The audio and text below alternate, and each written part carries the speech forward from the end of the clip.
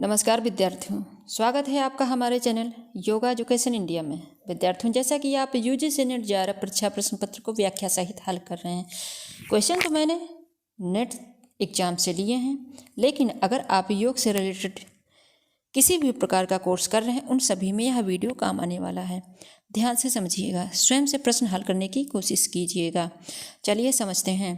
योग तत्व उपनिषद में नाड़ी शोधन के लिए प्राणायाम के अभ्यास हेतु निर्देश हैं।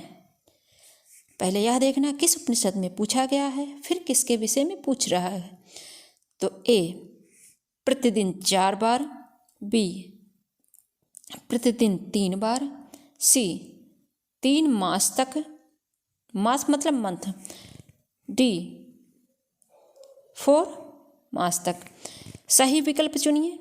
आंसर आपको यहाँ कूट में देना है। ए और सी सही है कि बी ए और डी सही है कि सी बी और डी सही है कि डी बी और सी सही है। जल्दी से आंसर को आप सेलेक्ट करें। वीडियो को रोक लीजिए, आप आंसर दीजिए, उसके बाद जो मैं बता रही हूँ उसको मैच करके देखिएगा। तो विद्यार्थियों, योग तत्वोपनिषद में नाड़ी शोधन के लिए प्राणायाम के अभ्यास हेतु निर्देश प्रतिदिन 4 बार ए और 3 मास तक। तो ए और सी यानी ए ऑप्शन राइट है। विद्यार्थियों, उपनिषदों में मोक्ष प्राप्ति के लिए ज्ञान का होना आवश्यक है। ज्ञान के साथ साथ योग ज्ञान का होना आवश्यक है। चलिए नेक्स्ट। चतुर्योग मंत्र, लय, हठ और राज यानी मंत्र योग, लय योग, हठ योग और राजयोग का वर्णन किया गया है। ध्यान से समझना। ए त्रिशिक ब्राह्मण उपनिषद में, बी योग तत्वोपनिषद में, सी योग राज उपनिषद में, डी नाद बिंदु उपनिषद में। आंसर यहाँ आप देखें। ए और डी, बी और डी, सी और डी, डी बी और सी। कौन सा ऑप्शन आपको सेलेक्ट करना है? ध्यान से समझिएगा, और ये सभी क्वेश्चन बहुत ही इम्पोर्टेंट हैं। तो विद्यार्थियों, चतुर्योग मंत्र, लय, हठ और राज का वर्णन योग तत्वोपनिषद और योग राज उपनिषद में, योग तत्वोपनिषद और योग राज उपनिषद में। तो बी और सी किस में है? डी ऑप्शन में है। ठीक है विद्यार्थियों, योग तत्वोपनिषद में योग विषयक विभिन्न उपादानों का विस्तृत वर्णन किया गया है। भगवान विष्णु के द्वारा पितामह ब्रह्मा के लिए योग विषयक गुण तत्वों का निरूपण के साथ उपनिषद का शुभारंभ हुआ है। कैवल्य रूपी परम पद की प्राप्ति के लिए योग मार्ग को ही श्रेष्ठ साधन बताया गया है। मंत्र योग, लय योग, हठ योग और राजयोग के क्रम में इनकी 4 अवस्थाओं कौन कौन सी? आरंभ, घट, परिचय एवं निष्पत्ति का वर्णन हुआ है, और आगे चलकर आहार विहार या दिनचर्या का उल्लेख किया गया है। विद्यार्थियों, इस पर विस्तृत वर्णन देखना चाहते हो तो मैंने इन सभी पर वीडियो बना रखा है, आप देखिएगा जरूर। नेक्स्ट। निम्नलिखित में से कौन से क्लेश हैं? ए स्मिता, बी अस्मिता, सी दुख, डी राग। आंसर यहाँ सेलेक्ट करें। ए में देखें बी और डी, कि बी में देखें ए और बी, कि सी में देखें ए और सी, कि डी में देखें बी और सी। कौन सा करेक्ट है? जल्दी सेलेक्ट करें। विद्यार्थियों, योग दर्शन में 5 प्रकार के क्लेश का उल्लेख है। ठीक है, अविद्या, अस्मिता, राग, द्वेष, अभिनिवेश। तो इसमें कौन सा आंसर आप समझ गए होंगे?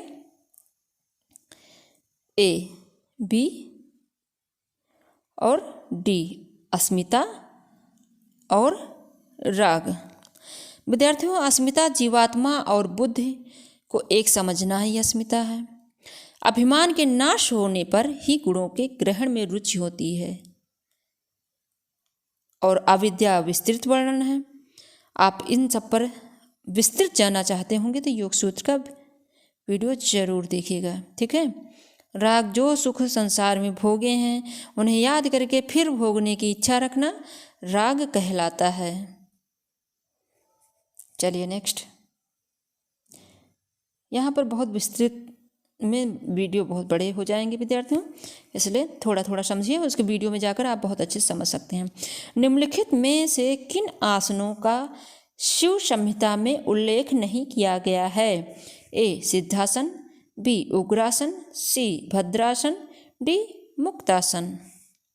इम्पॉर्टेंट है, इससे क्वेश्चन अवश्य आते हैं। सिलेक्ट यहाँ पर करें। ए में देखें ए और बी, बी में बी और सी में सी और डी, डी में ए और डी। कौन सा आंसर सेलेक्ट करेंगे आप? तो विद्यार्थियों, शिव संहिता में भद्रासन और मुक्तासन का उल्लेख नहीं किया गया है। भद्रासन और मुक्तासन, तो सी डी किस में है? सी ऑप्शन राइट है। विद्यार्थियों, शिव संहिता योग से संबंधित संस्कृत ग्रंथ है। इस ग्रंथ में शिव जी पार्वती जी को संबोधित करते हुए योग की व्याख्या कर रहे हैं। योग से संबंधित वर्तमान समय में उपलब्ध 3 मुख्य ग्रंथों में से यह एक है। 2 अन्य ग्रंथ हैं, हठ योग प्रदीपिका और घृण संहिता। विद्यार्थियों, शिव संहिता में कितने अध्याय हैं? 5 अध्याय हैं। पहले अध्याय में ज्ञान का वर्णन है, ठीक है, और दूसरे में नाड़ी संस्थान का वर्णन है। और इन सब पर विस्तृत देखना होंगे तो शिव संहिता वाले वीडियो जरूर देखना। और तीसरे में 5 प्राण उपप्राण का वर्णन तथा आसन व प्राणायाम का वर्णन है। चौथे अध्याय में मुद्रा का वर्णन है। 5वें अध्याय में 200 से अधिक श्लोक तथा साधक प्रकार के सप्त चक्रों का विस्तृत वर्णन है। नेक्स्ट, घृण संहिता के अनुसार नाड़ी शुद्धि के प्रकार हैं। ए, शमन, बी, निर्मन, सी, सगर्भ, डी, निगर्भ। यह भी क्वेश्चन इंपॉर्टेंट है, यहाँ पर सेलेक्ट करें। देखें, ए और बी कि बी और सी कि ए सी कि बी डी, कौन सा ऑप्शन आप सेलेक्ट करेंगे? तो घृण संहिता के अनुसार नाड़ी शुद्धि 2 प्रकार से होती है, शमन और निर्मन। ए और बी, ए ऑप्शन राइट। इसमें बताया गया विद्यार्थियों, प्राणायाम के अभ्यास करने से पहले योगी को नाड़ी शुद्धि का अभ्यास करना चाहिए।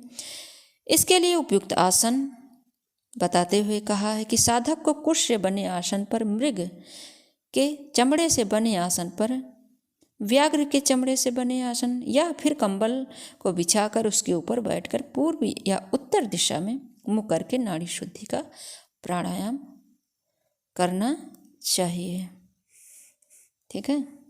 नेक्स्ट, निम्नलिखित में से किन आसनों का शिव संहिता में वर्णन किया गया है? अब ऊपर नहीं पूछा गया था, इसमें पूछा गया किया गया है। ए, सिद्धासन, बी, पद्मासन, सी, स्वस्तिकासन, डी, भद्रासन।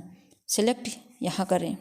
ए में बी सी डी, बी में ए बी सी में डी ए बी, डी में सी ए डी।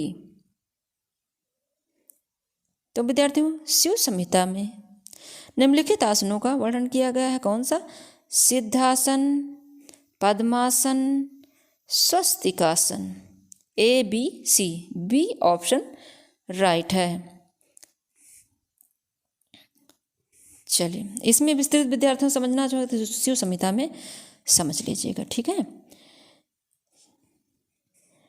ग्लूकोजेनेसिस की प्रक्रिया में निम्नलिखित में से किन से ग्लूकोज का निर्माण होता है? ए कार्बोहाइड्रेट से, बी एमिनो अम्ल से, सी वसीय अम्ल, डी विटामिन। और सही विकल्प चुनें। ऑप्शन स्वयं से देखें। ग्लूकोजेनेसिस। तो विद्यार्थियों इसमें आपको एमिनो अम्ल और वसीय अम्ल बी और सी, तो कौन सा ऑप्शन कहाँ पर है? यहाँ पर है बी और सी। विद्यार्थियों इसमें थोड़ा सा समझ लें।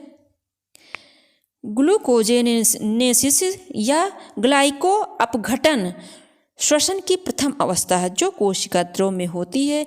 इस क्रिया में ग्लूकोज का आंशिक ऑक्सीकरण होता है। फलस्वरूप ग्लूकोज के एक अणु से पायरुविक अम्ल के 2 अणु बनते हैं एवं प्रत्येक चरण में विशिष्ट एंजाइम उत्प्रेरक का कार्य करता है। इस क्रिया को ईएमपी पाथवे भी कहा जाता है और इसमें ग्लूकोज में संचित ऊर्जा का 4% भाग मुक्त होकर NADH में चली जाती है तथा शेष 94% ऊर्जा पायरुविक अम्ल में संचित हो जाती है। ग्लाइकोजेनेसिस की अभिक्रिया कोशिका द्रव में संपन्न होती है, जबकि क्रेब्स चक्रिया साइट्रिक एसिड चक्र माइटोकॉन्ड्रिया में मैट्रिक्स में संपन्न होती है। तो आपने अच्छे से समझ लिया होगा। चलिए विटामिन सी को देखते हैं। विटामिन सी के मुख्य स्रोत हैं ए ताजे फल, बी यकृत, सी हरी पत्तेदार सब्जियां, डी अंडे का पीतक। सही विकल्प आपको यहाँ चुनना है। कूट आप स्वयं से आप पढ़ सकते हैं। तो आपने सिलेक्ट कर लिया होगा। वीडियो को रोककर सिलेक्ट कर लिया करें। विद्यार्थियों विटामिन सी के मुख्य स्रोत ताजे फल और हरी पत्तीदार सब्जियां ए और सी, और ए सी किस में है? बी ऑप्शन राइट है। विद्यार्थियों विटामिन सी पानी में घुलनशील है जो हमारे शरीर के लिए अत्यंत आवश्यक है। शरीर की सभी क्रियाएं सुचारू रूप से चलती रहें, इसके लिए आवश्यक है कि हम अपने आहार के माध्यम से जरूरी मात्रा में विटामिन सी का सेवन करते रहें। हमारा शरीर विटामिन सी खुद नहीं बना सकता है, इसलिए हमें अपने आहार में ऐसी चीज़ें सम्मिलित करना आवश्यक है जिसमें विटामिन सी मौजूद हों, जैसे कि संतरा, नींबू, अमरूद, पपीता, स्ट्रॉबेरी, टमाटर, आंवला, केला, शलजम, पालक, हरी धनिया, हरी पत्तेदार सब्जियां। ठीक है, लेकिन यहाँ ध्यान रखना मुख्य स्रोत पूछा गया है ताजे फल और हरी पत्तेदार सब्जियों में। नेक्स्ट, निम्नलिखित में से कौन सी कलाई की अस्थियां हैं? ध्यान से समझिएगा। ए स्थूल यानी इनकस, बी अर्धचंद्राकार यानी लूनेट, सी समंडो यानी कैपिटेट, डी रकाब यानी स्टेपीज। सही विकल्प आपको यहाँ सेलेक्ट करना है। इसको आप स्वयं से पढ़िए। तो आपने सेलेक्ट कर लिया होगा। विद्यार्थियों कलाई को बनाने वाली कार्पल हड्डियों की कुल संख्या कितनी होती है? 8। ये छोटी छोटी तथा असमान आकार की होती हैं। ये 8 हड्डियां यानी 4 की संख्या में दोनों लाइनों में व्यवस्थित रहती हैं। ऊपर की लाइन रेडियस एवं अल्ना के पास होती हैं, इसलिए यह पास की लाइन कहलाती है। प्रोक्सिमल रो, ठीक है। दूसरी पंक्ति दूरस्थ पंक्ति यानी डिजिटल रो कहलाती है और यह हथेली के पास रहती है।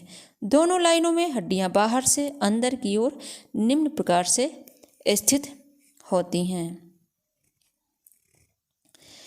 निकटस्थ पंक्ति यानी पास की लाइन में प्रोक्सिमल रो में स्क्वायड, ल्यूनेट या अर्धचंद्राकार,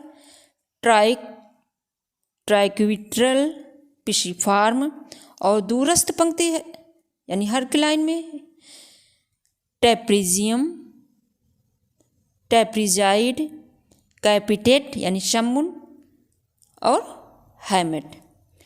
तो ये हड्डियों के नाम हैं विद्यार्थियों, और आपने सिलेक्ट कर लिया होगा मेरे बताए अनुसार डी ऑप्शन, बी और सी। ठीक है। नेक्स्ट,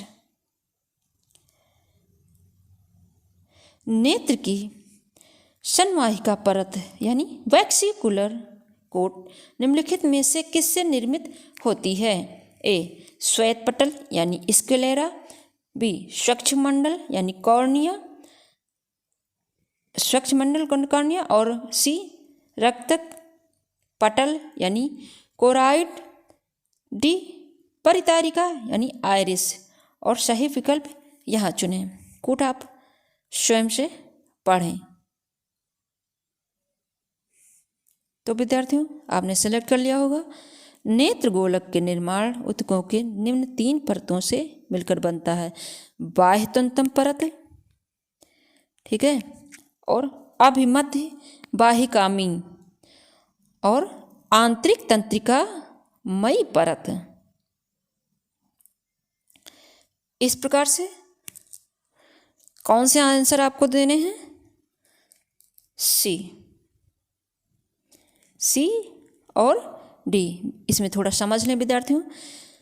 अभिमध्य वाहिकामयी संयोजी ऊतक बना पतला अस्तर होता है। इसमें वर्णक कोशिकाएं तथा रुधिर कोशिकाओं का जाल पाया जाता है। यह कॉर्निया के पीछे का रंगीन गोल पर्दा बनाता है, जिससे उपतारा या परितारिका यानी आइरिस कहते हैं। इसके मध्य भाग में एक छिद्र होता है जिसे तारा कहते हैं। यह भाग नेत्र पर पड़ने वाले प्रकाश का नियमन करता है। यह नेत्र गोलक के बीच की परत होती है, जिसमें अनेकों रक्त वाहिकाएं रहती हैं।